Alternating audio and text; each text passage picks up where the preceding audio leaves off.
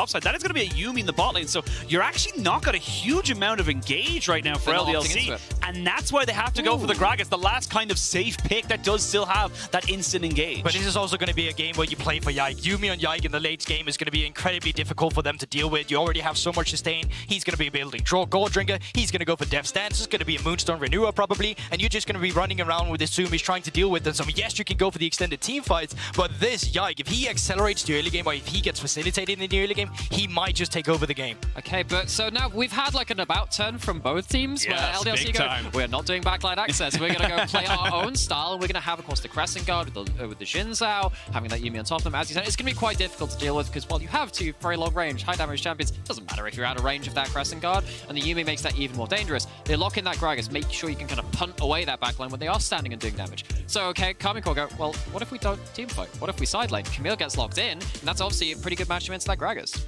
It's going to be a different win condition, and it's something, once again, we were talking about this. Why wasn't Capo on Camille instead if we wanted to go for a win condition into a tank? This time around, they opted into it, and I feel like K-Corp, they did show adaptation. It was something that we wanted to see from them. I think Seiken on the Azir, great, it checks the box.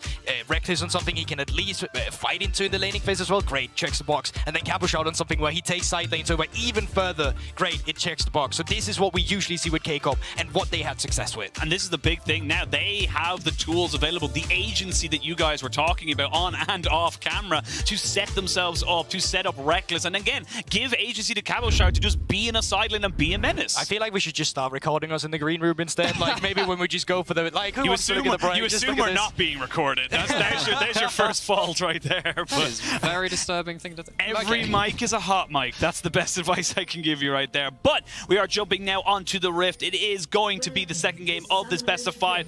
LDLC, they got the first foot forward, but now Karmine Corp, they've come in with a new setup and they're looking like they might try and go for something. They haven't seen him just yet. Exit kick.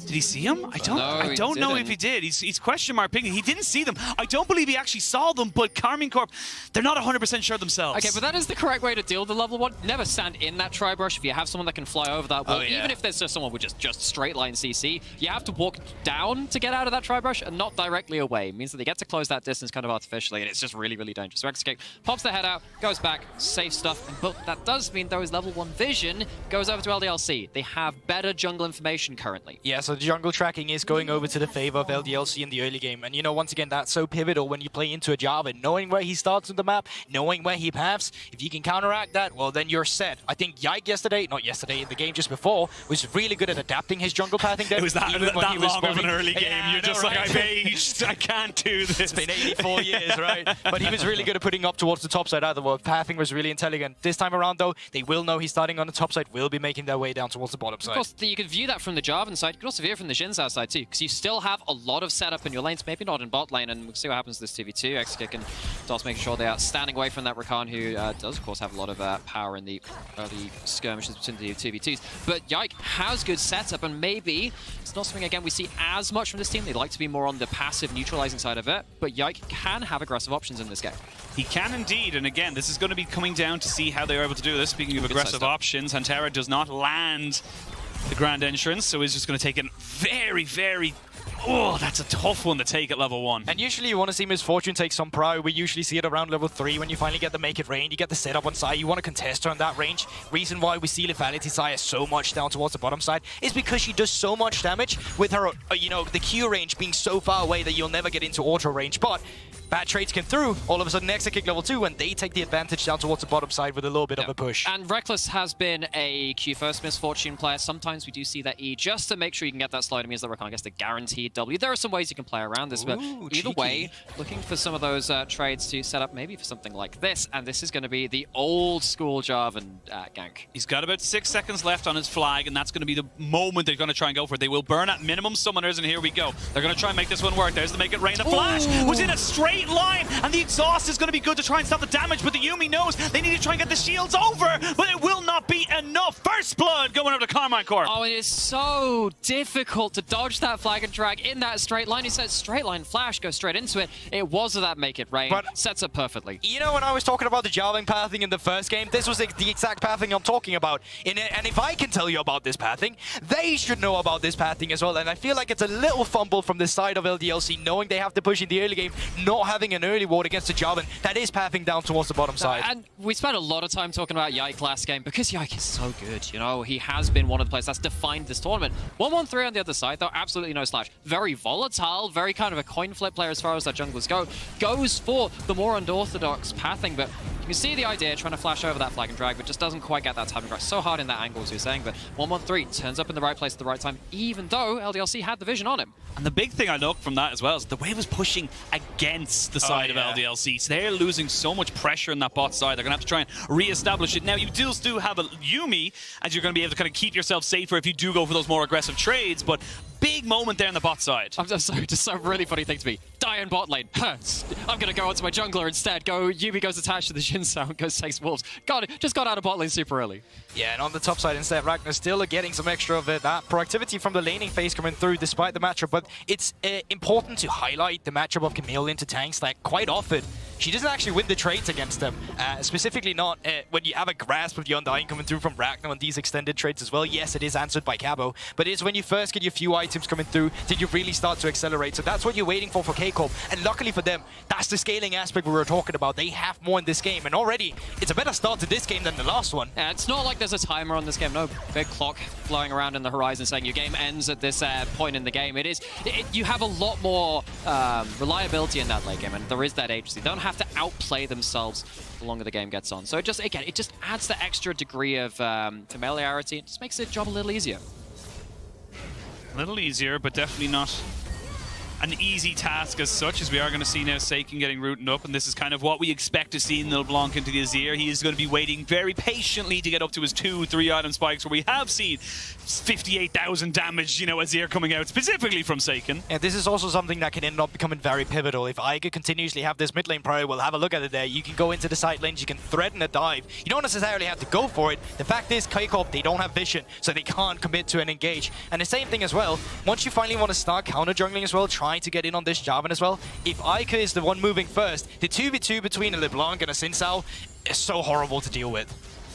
And I do think that has been, actually speaking of, not walking into this, lack of vision, not taking these bad fights, just fighting for the sake of fighting. I think that's an evolution from Karmine Corp. If you look back to the LFL regular split into the playoffs, they had some issues in that early game. Sometimes they would end up for taking a couple of those fights. It felt like if they had a fight opportunity, it was just, we'll take it, whatever, I don't care if we win, I'll go in. The VCS of the ERLs, we'll say. And it does feel like Karmine Corp have leveled up, they've adapted, they've started learning more about that area of their game, but they have to do it now against the very best of the teams in the early game from the LFL, at least in terms of the early game neutralizing aspects. The LDLC, again, they're not making it easy for Karmine Corp to take any fights across the board.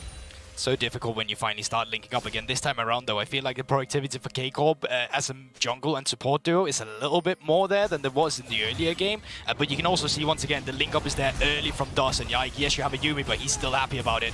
Early prior, though, does allow K-Corp to start up the Drake here. Let's see if there's going to be a contest for it. I mean, it's going to be very difficult. It is still early smites, though, so only 450. The W will land, but it's going to be a one-way trip if he decided to go for it. It was a miss smite, but we let those one go, and it is going to be Karmine Corp picking up the first dragon. You can see, like, the little beach ball of doom just loading, just like, yike, thought processing, calculate. No, okay, maybe not. We're not going to go for that. Of course, he did tag that Wind Becomes Lightning, could have gone in. I can't believe he didn't.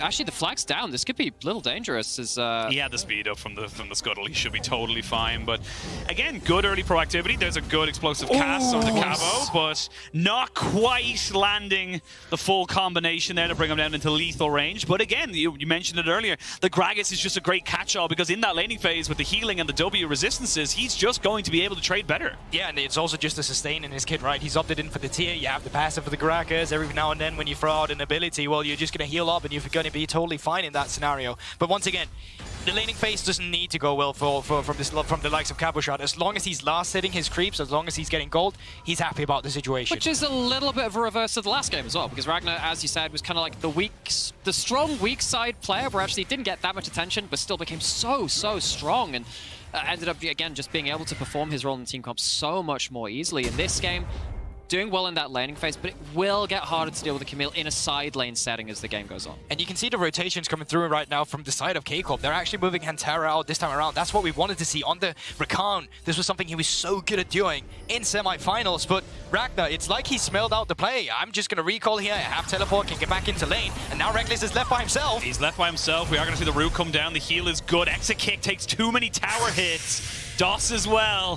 That's a 2v1, not really going in the favor of the side of LDLC, and that means a full topside control should go over to Karmine. And this is one of the ways we talk about Karmine Corp. They don't play towards Reckless, they play towards topside, and they're both there. Here we go, the flash has already been used. He doesn't have his ultimate either. Remember, he used it earlier, and that's the topside play we wanted to see. Then they get the ultimate out coming in from 113. Gets flashed upon us. Yike tries to follow him off with the Crescent Guard, but now it's gone, it's dead, it's buried. He will not land the little extra. Yes, he will! The red buff is good enough, and in a 3v2, it's still 2-for-1 in favor of Karmine. And that's it. All chat support difference coming through. The fact that Hantera is there, but DOS is down towards the bot side, only failing on a dive is the big pivotal moment, and Seiken, he's here to punish as well. You don't have level 6 yet onto DOS, but that's a lot of damage yet. Get out of here. that was like literally two birds. One was like kind of like a pigeon, the other one was an eagle, and the pigeon realized real quick he needed to back away. And the pigeon had no ultimate, doesn't have the Emperor's Divide. I was like, oh my gosh, this could be disastrous. Losing on both sides of the map, getting that cross map working for both sides of the map would have been huge, but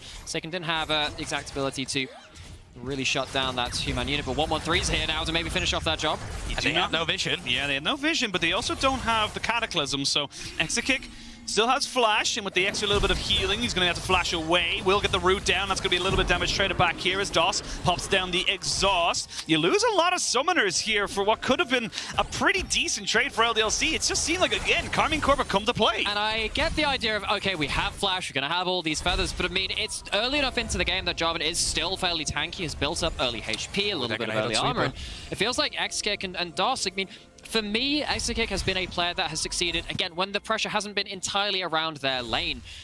There might be some pressure heading towards mid as both top laners maybe looking for an angle, but they choose to back away.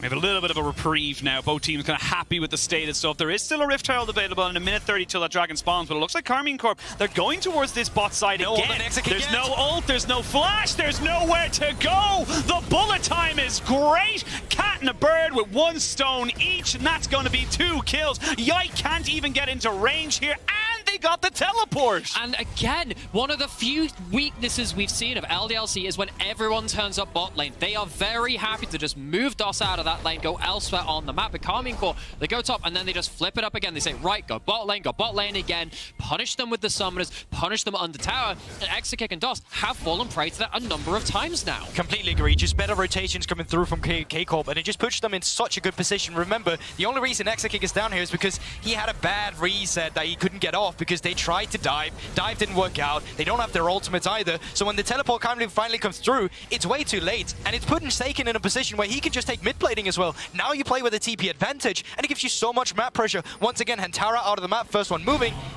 Rift could just be started up. Could just go for it. Remember, still no flash available for Exokick, but does have his ult. Hantara there with the quickness, thinking about maybe he wants to go for something. Rift Herald has been started and is going to be leashed back over towards the side of LDLC. You're still waiting on some key flashes here from the side of KC, as we can see now 113 jumping onto Ica, and top lane pressure does go over, but Ragnar not going to be able to kind of push back Cabochard. This is going to be a bit tentative right now as everyone starts to look to try and posture around this objective. Okay. And now we again see, okay, Cabo very nearly getting caught up, but the AD carries aren't here, and it's a big factor. The Yuumi adding so much value to these strong spiking champions.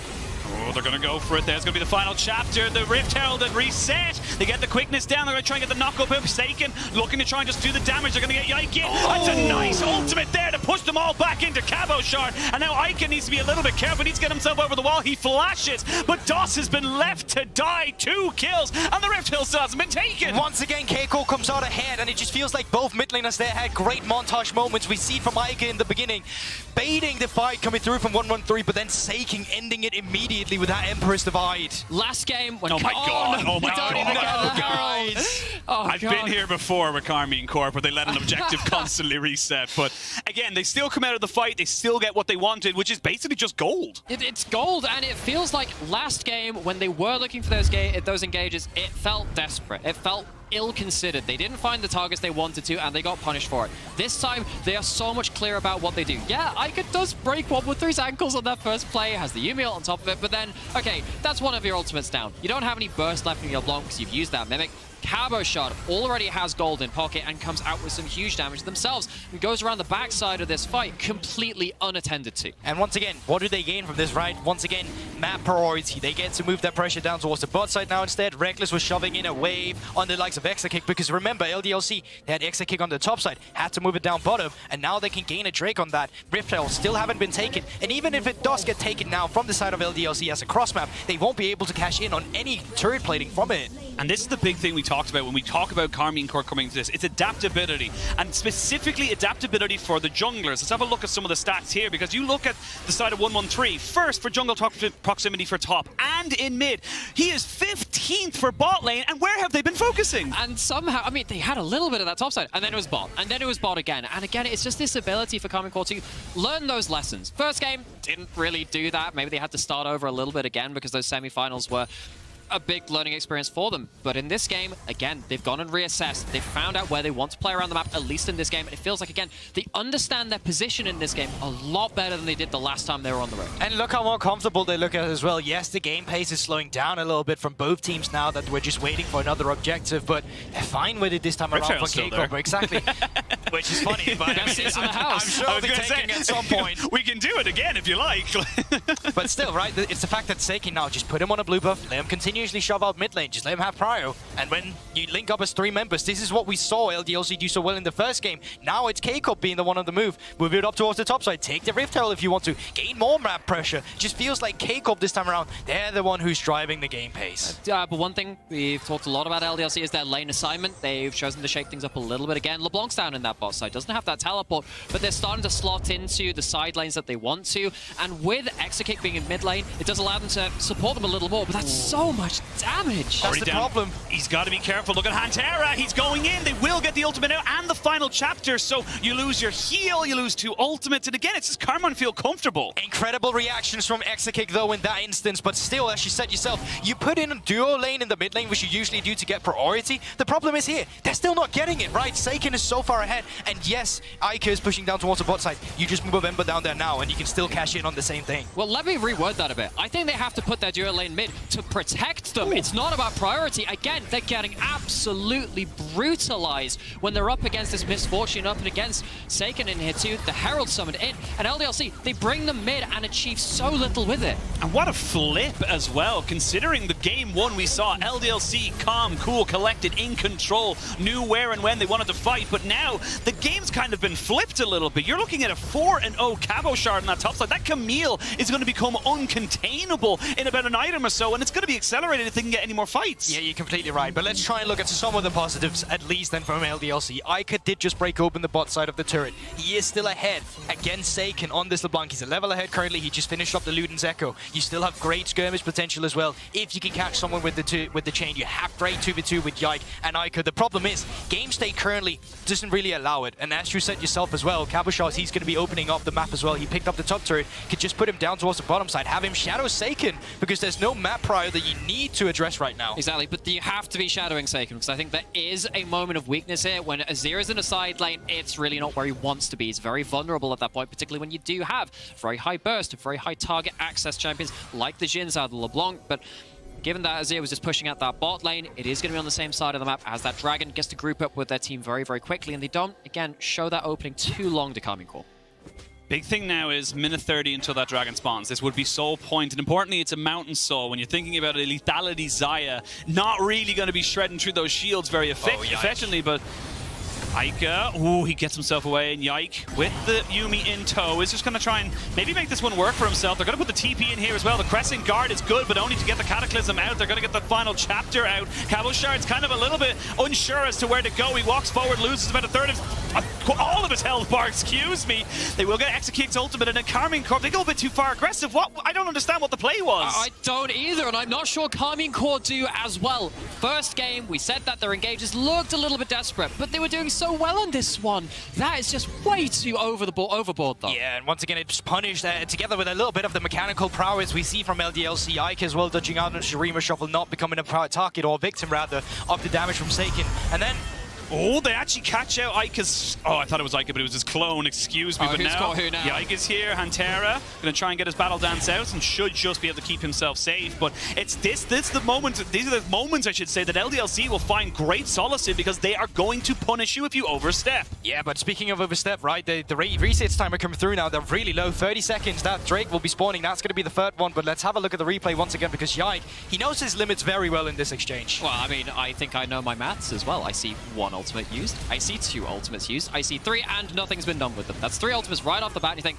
wait, that's most of your fighting potential. Sure, you're actually feeling pretty good in this game, but that's a large investment on a very fractured, split engage, and Karmine Corp, they don't have that degree of freedom to play these fights just yet. And the only positive from that particular passage of play for Karmine Corp is that it was so much earlier than the Dragon. They were able to reset, garner control, stop some of those backs, and they do get themselves on the soul point. I feel like LDLC, they could have just stopped chasing a little bit there. They could have reset beforehand as well. They got a little overzealous in terms of getting a favorable wave state. They didn't really take into account that when Drake is actually spawning, but that is the win condition for K-Corp. You know, we still love the scaling they have in their team composition. We love that they have a team fighting composition as well. If they want to, remember, Camille still can be very good at team fighting, especially if she's jumping in together with all the members like the Rakan and like the Jarvan, and they're still excelling that map pressure here. So yes, one favorable trade coming through from LDLC, but K-Corp still driving the lead. Yeah, and though there's, I mean, they're just focusing hard on bot side. Ragnar doesn't have the ult anymore. No, he does not, but they do have the explosive gas coming out now. There's going to be the Cataclysm just to save everybody because the TP comes in. You've got the Yuumi there. Cabochard is going to be stunned up just a little bit. You've got Hantera trying to come in and try and save his teammates as he gets the quickness down. Doesn't quite land it on the 2 carries that he really wants it to be,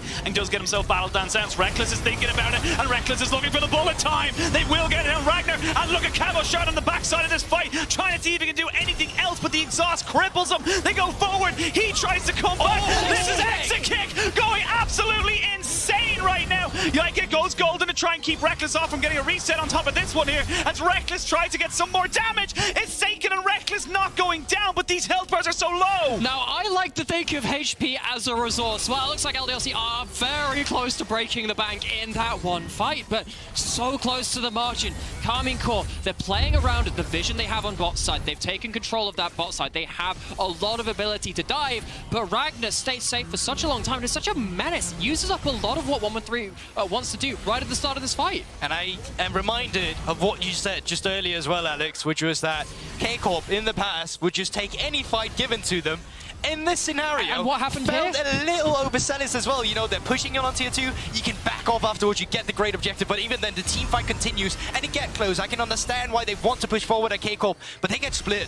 You get split, and when you get split and you don't quite finish the targets, you're still against a Yuumi. That healing comes through, and see how, again, how much of that resource, that HP resource they keep using, and Yike very, very close to going down, but plays it safe. And it's also just these extended fights, right? The Gordringer coming off cooldown as well, stopwatch being used, and then the Yuumi, as you mentioned as well. There's so much in these extended fights that really just benefits LDLC. It's important they K-Corp, they're decisive when they go for something like this, and that was just too chaotic, too messy, and not by the book. And big thing to note here is in 2.5 minutes, we will have a soul point fight. A lot of flashes were used in that last engage. Seiken, Reckless, Hantera, you also lost it on Exekick, so you're going to have a lot less tools at your disposal, so K-Corp, they either need to find an advantage before then, or look to try more opportunistic fights. You do have a lot of flashes away from LDLC as well. I mean, Gragas can use that very effectively. Importantly, you got that flash on the Xin Zhao, though. Xin Zhao uses that flash in so many different ways because, I mean, you don't have that free targeted ability. It's often very, Hantera does take a very, very big chunk. He was resetting anyway. It's fine. Don't worry about it. Yeah, but still, like, you can see how much you just suddenly need to take into account that if you don't have vision, if you're walking into Ike, like, if he's got Yuumi on top of him, together with the adaptive forces coming through, it's going to be difficult dealing with. And yes, you can open up on the side lane, but even then, the priority is being answered. In K-Corp, they are looking for small skirmishes. They are looking for using that priority to move around with Cabochard, but they're responding to it well from LDLC. How much can they use that in the next minute and a half? Because currently, If you looked down on that mini-map, there are no wards on the other side of the map. In fact, I lie, they've just been cleared out, but you can see the vision on the other side of the map for LDLC. It's not holding, you're not able to defend it, and Karmine Corp, they still have to push largely across the rift, and LDLC, they're going to have to take, again, what feels like an even to uneven footing for themselves coming into this Dragon fight. They don't have the best approach to it currently. Dragon fight in just over a minute's time. So Goldberg, set me up here. What do you want to see from LDLC to contest this? Because they have to contest this, you feel. Otherwise, they're just never going to be able to win a side lane ever again. I feel like in the beginning, it's up to Ica to create some disrupting, right? If you can find members split off again and you can start these messy skirmishes, you have to Yumi, you have to Sinsao as well. And once again with the Goldring, we just saw it beforehand. Vision control, double pinks. It does give over some a little bit gold here, but there you go. Pressure came out from the side of K-Corp, then they reset here through, and now it's onto LDLC. They can actually take a lot of this back as well. And from the side of K-Corp, we want to just see that instant engage, hit all of them, and just clean it up. Okay, but can they do that? Now they've lost their vision. They chose resets over that presence in the river, and now look at that LeBlanc. Look at what you can do with an extra 30 seconds, an extra minute. Look at the damage that's going through. Be very, very careful. There is a TP for Ragnar as he starts to waddle his way back onto the map. The vision is being cleared away, but it is still in favor of LDLC. Remember, K-Corp, you put yourself on 3 dragons. You don't have to fight for this if you don't feel like it, but I feel like they're going to be feeling a bit antsy. You've got a stopwatch here for both the Xayah and the Azir. He's about to make a look at Hantera by himself to lose almost all of his HP. We asked LDLC, what are you going to do with LeBlanc when you've got this free time? Turns out you're going to take most of the Rakan's HP. No, he needs to be careful. They did spot him there with the Scryer's Orb to try and make sure he does not get a free flank, but here we go. Dragon going to be burst down here by the side of LDLC alongside it. There go the bullet time. It's secured. That's Mountain Soul now for the side of K-Corp as we go golden here from Seiken. He uses the stopwatch and gets himself back into safety. There's going to be the Cataclysm, but no one can really follow up from K-Corp, and they're going to use that as the sign to just retreat. That's Jungler down as well. They can continue on the engage if they want to. Baron might be on the cards afterwards as well. Let's see how K-Corp play this one's out. This one's going to be hard. You've got the Shurima's Legacy there, so it's going to be very difficult to actually try and get this one here. Cabochard's thinking about it, and now you're separated as LDLC. They're going to go straight on top of this fight right now. They're going to wait for the Crescent Guard to come in. There's the Shurima Shuffle, and they get a shut down onto Yike. They're looking for the fight to re-engage this one, but Cabo, I don't really know if you want to go for it. It's Ica looking for the backside, but he can't get the damage. They flash forward with the Gragas, and Seiken finally goes down. We will see Exekick pushing forward with the ultimate, but they only get one more. And LDLC, they get the jungler first. Normally that means, right, that's Baron time. We can go towards it. Cabo. Oh, he nearly gets himself the kill there. Doss was off on the side, though. And again, LeBlanc very difficult to kill. But K-Corp, you're still going to be happy. That's the other part of the whole fight there, because you get the jungler, but there's threat left on the table. The Camille can make a mess of you. So can Seiken. So can Reckless. They didn't feel like they could go towards that Baron, so they go a little bit more greedy. They look for more. They just can't find it. Karmine Corp played the split fight well. Yeah, but this already has so much value in terms of the itemization coming through from K-Corp, right? You already take a look at the inventory of Seiken. He's got that Banshee as well on this side of 113, coming in with those tanky stats as well. Even things like just Merc Shreds is going to start piling up, and that's something that the likes of LeBlanc really hate. She's all about that one-shot. She's about getting that pet, even with a Lethality Sire as well. We're going to see another fight coming in. Reckless, and going to be a TP coming in as well. They're going to see the bullet time going over the top side. It's going to separate the team fight, but Doss will pick up a kill there onto the Jar. But now you need to see if Ragnar can survive this one. He's very tanky, but is he tanky enough? Exekick's kind of free hitting right now as he pushes forward. Seiken. Oh, Seiken gets Ica over the wall with the ultimate, but he has to go golden straight away. It's a very scrappy fight, but Cabochard finally joins it and finally able to do some damage. Reckless is still healthy, but look at this damage from the Xayah. Exekick is the carry. Exekick is the man you want, and Exekick is popping off. He's pushing forward, and they're getting all the damage they could possibly want. How LDLC winning these fights? They can continue on Hantera. Their jungler is dead, but maybe they can still go for the Baron instead. No one wanting he will be spawning, but either way, LDLC in a fight against K-Corp where they have the Mountain Soul come out on top. And we've talked about, this is a team that goes towards the early game and they just neutralize, they eventually out-team fight you. You know the other magical bit about this team from the LFL? They always find a way to win. They always do, but you got this is a bit of a flip now. Baron down to about 7,000 HP. They're going to try and still go for it. Who's going to tank? Yeah, you got to figure out who's going to be tanking this, or do you even need to right now? It's 113. He's just trying to keep himself alive. Baron down to about 4,000 HP. They just need to wait because Ica can just get the damage down.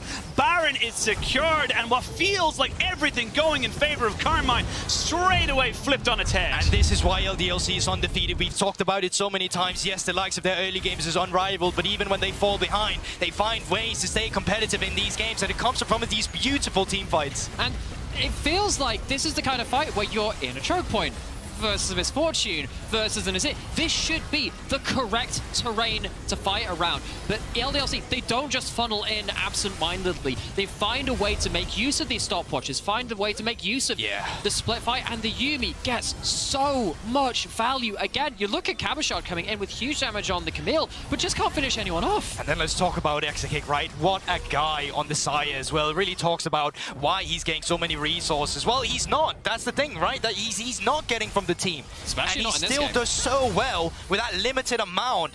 And that's just crazy to think about. The damage is going to be completely insane for him after this game as well, just due to the fact of how much he's been able to poke them out in these extended fights.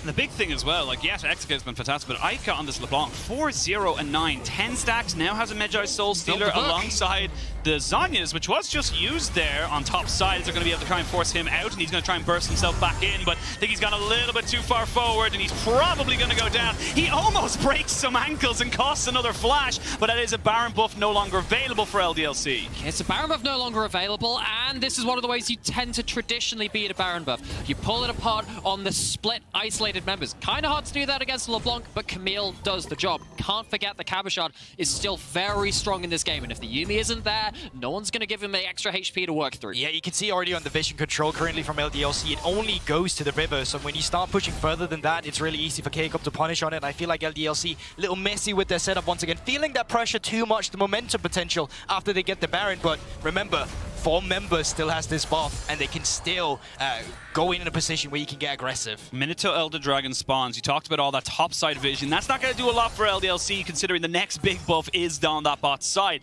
Important to note as well, before we get into the logistics of it, there is a second stopwatch here for Ica. He's going to have stopwatch and Zhonya's for the next fight. You also have a stopwatch for Cabochard, so we're going to start to see now which of these teams hit breaking point, and it's going to be about execution and also just not making a mistake. It's that particularly on the LeBlanc. It's just a way to make sure that misfortune, or even in the worst situation where LeBlanc is stuck kind of eating it, is going to get less value. Again, these teams executing to such a high level in these team fights to make sure that the big carries aren't getting optimum value. And seeing the setup once more, mid-prio, cheap by LDLC, but what's that going to mean?